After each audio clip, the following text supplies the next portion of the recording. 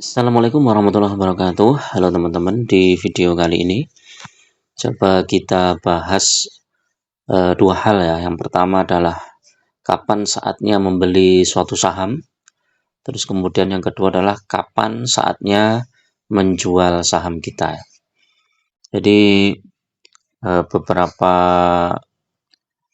orang ya, yang terutama yang pemula ya, ketika membeli saham itu bingung ya. Apakah sekarang itu saat yang tepat untuk masuk ataukah kita nunggu beberapa saat lagi dan itu kapan ya. Jadi sebelum kita menentukan membeli suatu saham kita harus eh, mencari saham yang benar-benar bagus dulu ya teman-teman. Jadi tidak semua saham ya. Jadi harus kita screening dulu. Paling tidak kita memiliki 10 saham di awal yang akan kita beli dengan pertimbangan fundamentalnya bagus, terus kemudian harga sahamnya juga stabil naik terus potensi laba kedepannya juga masih bagus ya. Terus yang kedua, pertimbangan eh, harga sahamnya ya, harga sahamnya itu tidak jatuh teman-teman ya. Jadi ada beberapa saham yang fundamentalnya bagus ya, tapi harga sahamnya nggak terjaga dan dia sering jatuh. Jadi malah akhirnya harga sahamnya itu kalau kita runut ke belakang misalnya 5 tahun ke belakang ini ternyata sampai sekarang malah turun terus. Nah itu lebih baik dihindari saham-saham seperti itu. Terus yang ketiga, jangan memilih saham yang gorengan. Saham gorengan itu seperti apa ya? Saham-saham yang tidak sesuai dengan fundamentalnya. Kadang sahamnya itu rugi, tapi harga sahamnya naik tinggi gitu. Dan prospek kedepannya juga kita belum tahu. Jadi fokus dulu di saham yang akan kita pilih ya. Misalnya kita sudah membuat screening 10 saham yang akan kita beli dengan fundamental bagus ya. Nah, dari 10 saham yang kita beli itu, yang akan kita beli itu, kita screening lagi, kita cari yang maksimal 3 lah, 3 atau 4 saham yang kita mau fokus di situ. Nah, setelah ketemu 4 atau 3 saham itu, kemudian kita pelajari historisnya seperti apa saham yang mau kita beli ini. Sebagai contoh misalnya teman-teman mau beli saham BCA ya. Banyak orang yang bilang bahwa saham BCA ini wonderful company ya karena harga sahamnya itu naik terus ya.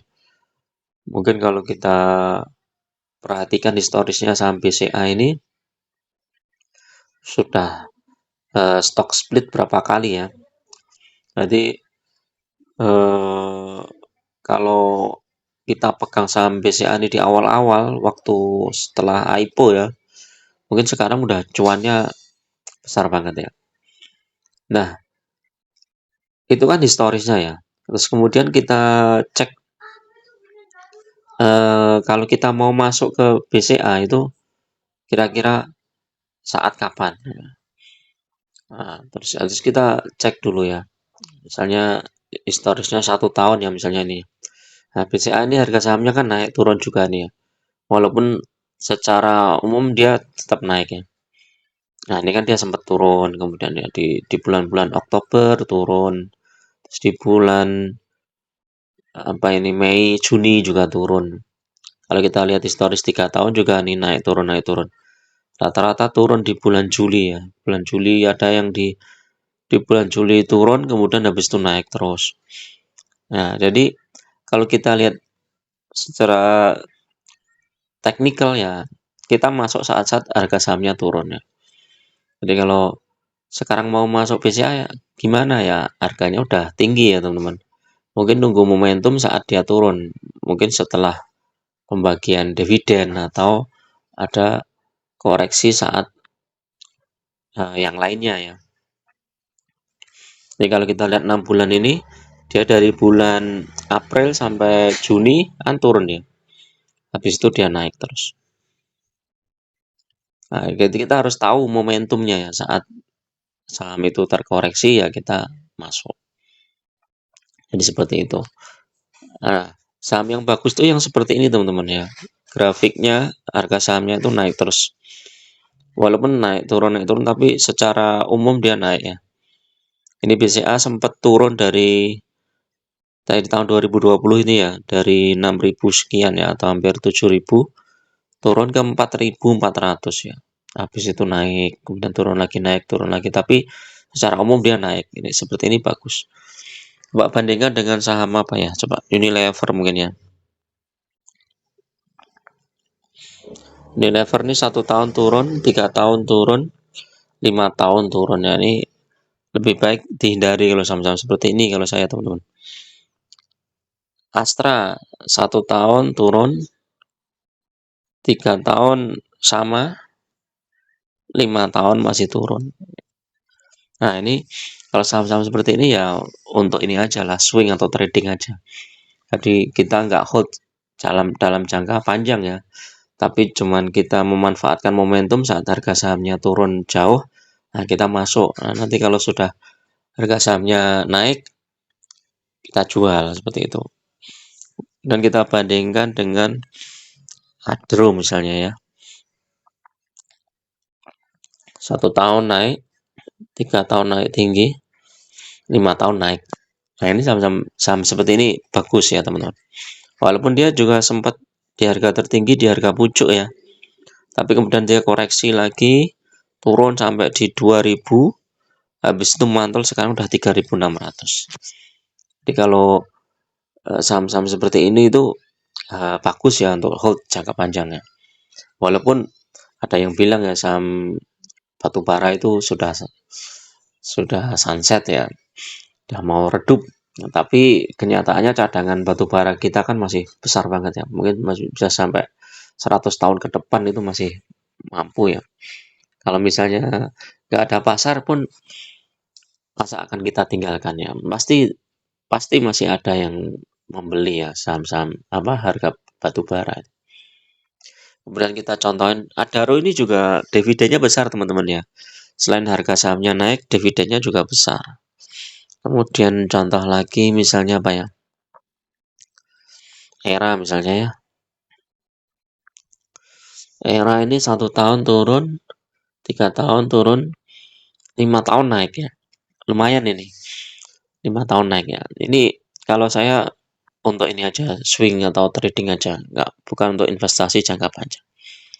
Nah, kalau untuk investasi jangka panjang, teman-teman nggak mau pusing ya, pegang saham-saham perbankan ya. Perbankan atau saham-saham sektor batubara yang dividennya cukup besar ya. Misalnya tadi ada RUN, PTBA. PTBA ini coba kita cek ya. 1 tahun turun, 3 tahun naik, 5 tahun turun ya. Tapi ini dividennya besar. ITMG 3 tahun naik, 5 tahun juga naik. Nah, jadi itu teman-teman ya. Jadi lihat trennya ya. Kemudian setelah lihat trennya, kita tentukan salah satu saham, terus kemudian kita fokus di situ. Setelah fokus di situ, kita nambah lotnya. Ketika harga sahamnya turun, kita beli lagi. Ketika harga sahamnya turun, kita beli lagi sampai lot yang ingin kita capai itu tercapai targetnya. Misalnya berapa? 1.000 lot atau 2.000 lot atau 3.000 lot itu tercapai. Nah, kalau sudah itu tercapai, teman-teman boleh pindah ke saham yang lain. Dari 10 saham yang di screening tadi kan ada 3 atau 4. Nah, salah satu dibidik dulu, kemudian yang 2 apa yang 3 itu dibidik kemudian. Nah, nanti kalau kita fokus di lot, kita nggak pernah jual ya, nggak pernah cut loss, nggak ini. Pasti dalam waktu minimal 2 tahun, itu pasti sudah positif teman-teman. Dan itu akan positif terus. Akan positif terus. Jadi untuk investasi yang jangka panjang, paling nggak 5 atau 10 tahun ke depan. Saran saya kalau teman-teman mau beli saham itu targetnya adalah 10 tahun ke depan. Jadi kalau usia teman-teman sekarang misalnya 20 tahun, ternyata teman-teman sudah punya income, ya targetnya umur 30 tahun sudah bebas finansial ya. Jadi misalnya bisa hidup dari dividen dan lain-lain. Jadi seperti itu teman-teman. Terus kalau teman-teman misalnya agak terlambat, misalnya baru 25 tahun, usia 25 tahun baru nabung saham, ya berarti usia 35 tahun nanti akan tercapai target ini apa, bebas finansial. Bebas finansial belum tentu apa ya, jadi konglomerat gitu ya, enggak. Paling tidak kita bisa membiayai hidup setiap bulan itu ya dari dividen saham, paling enggak seperti itu. Misalnya kita dapat dividen 15% aja ya dari saham. Kalau misalnya dari total kita 1 miliar, maka kita setiap tahun dapat 150 juta. Dengan 150 juta, saya yakin ini sudah bisa untuk membackup biaya hidup kita. Jadi fokus di situ teman-teman. Jadi saat yang paling tepat untuk membeli saham adalah saat-saat di mana saham yang kita bidik itu harganya pas turun. Jadi, nah biasanya saat seperti itu orang tuh takut teman-teman. Jadi misalnya nih ya, BCA itu kan turun drastis di bulan Oktober ini ya, turun sampai 8.600. Nah, kebanyakan orang itu takut ini membeli. Jangan-jangan nanti turun lagi. Nah, sementara kita itu sudah membidik. Pokoknya saya mau investasi di saham BCA ini ya. Maka ketika kita sudah membidik seperti itu, maka ketika sahamnya itu turun, kita akan berani. Kita akan berani untuk masuk. Misalnya BRI, teman-teman. BRI ini kan masih turun ya nih. Sampai 4.000 kemarin turunnya. Nah, kebanyakan orang takut kan masuk. Nah, kalau kita masuk di 4.000 ini ya sekarang udah cuan lebar. Jadi itu ya teman-teman, saat membeli itu saat yang tepat. Terus kemudian kapan saat menjual? Saat menjual adalah saat ketika kita sudah menentukan target harga yang akan kita capai. Misalnya teman-teman masuk di BRI, mau di hold jangka panjang, ya udah kita jual nanti kalau sudah misalnya 5 tahun atau 10 tahun. Tergantung target masing-masing. Atau kalau teman-teman mau keluar masuk, ya teman-teman boleh. Misalnya target BRI masuk di 4.000, nanti kalau sudah 6.000 saya jual dulu. Boleh aja. Seperti itu. Nah, nanti kita tunggu lagi di harga bawah, kemudian kita masuk lagi. Cuman kalau seperti itu kan perlu pengalaman ya. Jadi teman-teman harus benar-benar belajar ya. Belajar dari banyak buku atau dari apa channel-channel YouTube yang lain ya. Kapan saatnya masuk dan kapan saatnya keluar di saham BRI misalnya atau di saham BCA. Jadi seperti itu. Jadi jangan kebalik teman-teman. Jadi kadang orang-orang yang pemula itu malah masuk ketika sahamnya sudah harga di pucuk ya, karena hijau kan. Oh, hijau naik terus ini kan. Masuk. Misalnya contoh ini apa? Game misalnya ya. Nah, game ini kemarin kan sempat naik terus nih sampai 15.000 ya. Wah, ini kita masuk ini. Jangan-jangan ini nanti ke 20.000. Ya, belum tentu. Justru kalau kita masuk itu ternyata malah koreksi ya ke 13.500. Dan kita harus lihat apa chart yang lebih panjang lagi, sejarahnya game itu seperti apa. Oh, ternyata dia ini sempat 2022 sampai 9.000, kemudian turun lagi separuhnya ya sampai 4.000.